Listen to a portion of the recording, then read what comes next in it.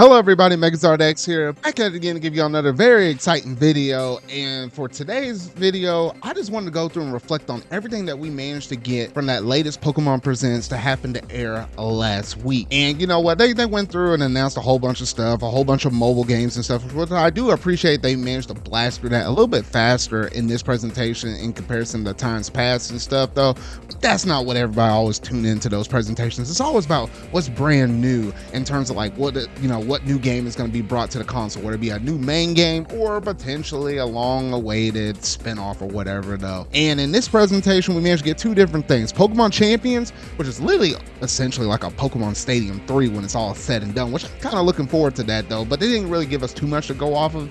And then the other big one, which is the major focus for this video, is the Pokemon Legends ZA game, because they managed to announce that game way back a whole entire year from now, back in the past, and that was just more so a tease, and now we finally managed to get a good look at it though. So in today's video, I just want to kind of go through the trailer itself, just point out some things I really like about it, some things I'm really looking forward to it, maybe it's a little bit cause or concerns or something like that, and everything else in between. So we might as well go ahead and jump up in it though. But if you hadn't already done so, make sure to go ahead and hit that like button, go ahead and hit the subscribe button and that bell to stay up to date on all things video game related I feel like talking about and discussing. But without any further ado, let's go ahead and jump straight up into this video.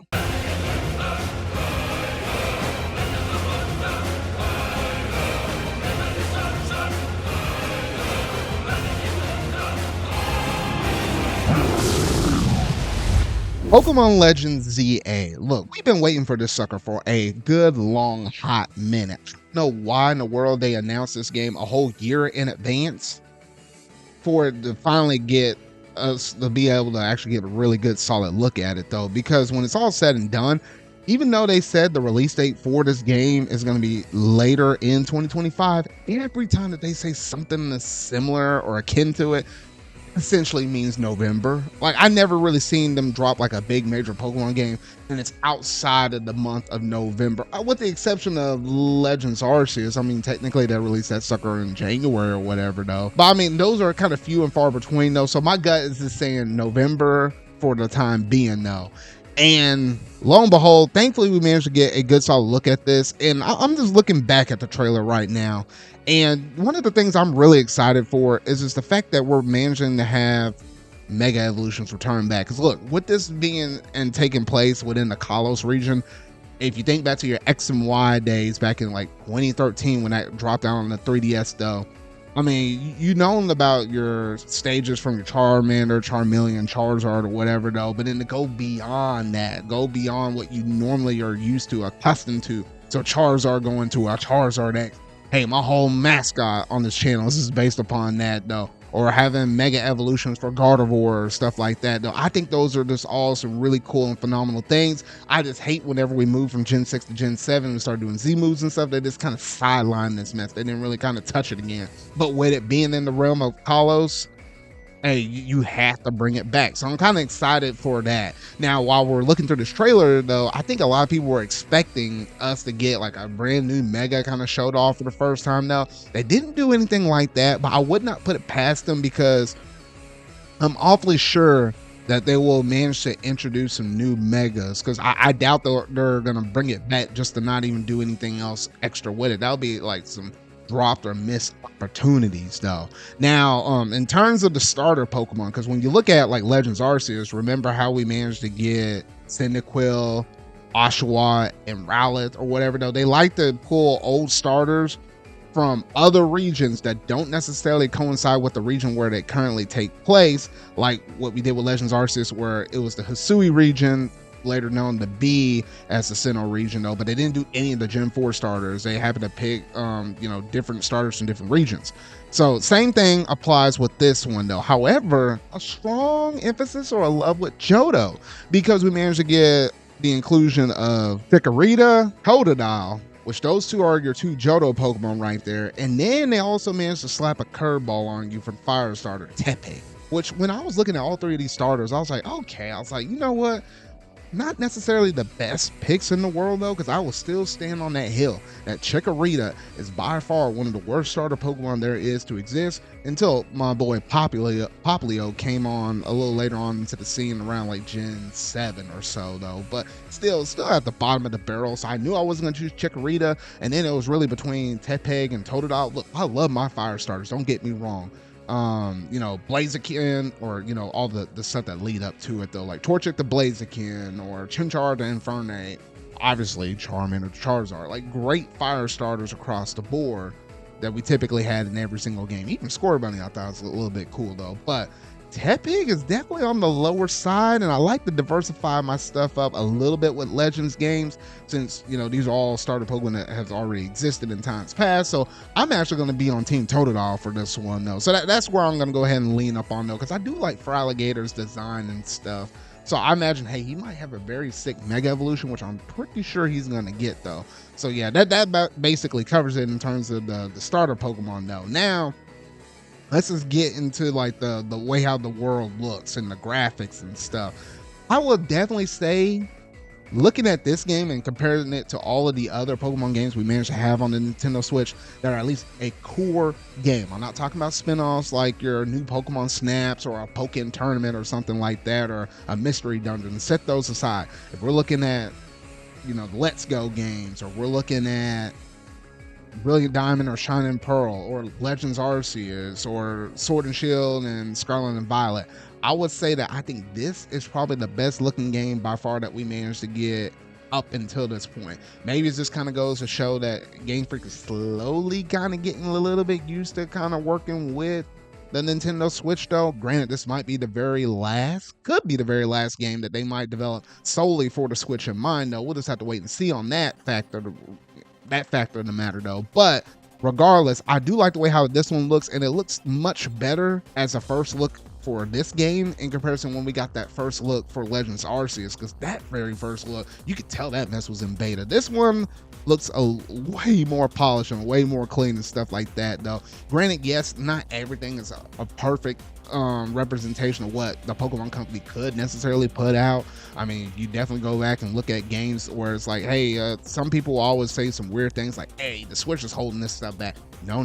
You look at any other game out there, like for example, Monolith Soft, one of my favorite developers from Nintendo, or just developers in general or whatever though. You see what they're able to do with the Xenoblade games, from Xenoblade Chronicles 1 all the way up to Xenoblade Chronicles X that we're about to have released here in this month and here in the next couple of weeks or so. I mean, it's definitely possible to have your graphics on par for everything that you want to do on this system now. It's crazy how much money that the Pokemon Company makes, and they're able to kind of get away with a lot of different stuff, but I digress. Regardless though, at least the game looks pretty clean, at least for the most part, and here's hoping we can expect a whole lot more. Now, in terms of the battles themselves, I'm looking at this mess and I'm like, wait a gosh dang second though, because oh shoot, they're changing and diversifying this stuff up in a similar avenue that what we had with Pokemon Legends Arceus. Because I like how the Legends games, they get a little experimental, they get a little bit funky, like they don't necessarily do everything one-to-one, and maybe that's one of the great things I like about Legend series games in comparison just to the standard traditional core games that we get with like a Generation 8 with Sword and Shield, or Generation 9 that we get with Scarlet and Violet. They aren't afraid to flip the script, and to that, the major thing that they're doing with Legends EA is, hey, you're actually able to move the Pokemon around and actually dodge certain moves. And depending on what type of move you're using, it actually takes a little longer to either charge back up or to actually fully release the move.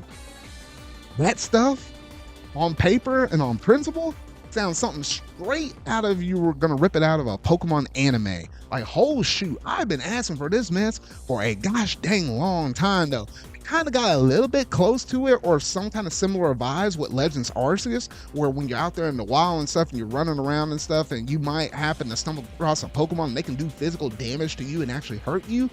I think that was step one. with the Legends game with ZA, I think that's step 2, and they're taking it to a whole nother level though. Now granted, you know, with them being able to do something as ambitious as this, obviously you're not going to expect like 1,000,001 different Pokemon that exist in this one game though, so we don't know who's going to make the cut, who's not though. I know those National Dexters or whatever though, that they were freaking out really bad with Sword and Shield though, but to have this whole entire new battle mechanic thing implemented in this game is really cool. Like even looking at the UI layout for this mess though, I mean it's very similar to like a Xenoblade game where you're actually able to hit A, B, X, and Y, and those arts within a Xenoblade game, they would normally charge and then you can able to release them again though. I'm like, hey, I was like, you know, I'm all down for this sucker though, because I think that's one of the things that the Legends game does the best though. The experimentation and not being afraid to flip that script though. So I really do love and appreciate the stuff like that though. Outside of that, then it's just more so about the world building, what you're able to actually do up in Kalos, and as well as the, you know, the new people that they managed to introduce, which obviously you had the protagonists, you had the male and the female designs. Both of them look really cool and stuff. I like how they actually look a little bit older. They're not necessarily like young-ish to like what you look like Scarlet and Violet. Like you can tell those are like schoolboy, traditional schoolgirl or whatever though. Like these ones look a little bit older, kind of taking a page out of Gen 5's books, where it's like, hey, at least the protagonists in that game, they look to be like almost 17, 18-ish, a little bit older. If I were to take a guess with these protagonists, let's say they're somewhere in the range of like a high school student, I would feel like, versus just like a kid that's like a middle schooler or whatever. High school at a bare minimum, young adult at the highest or whatever though.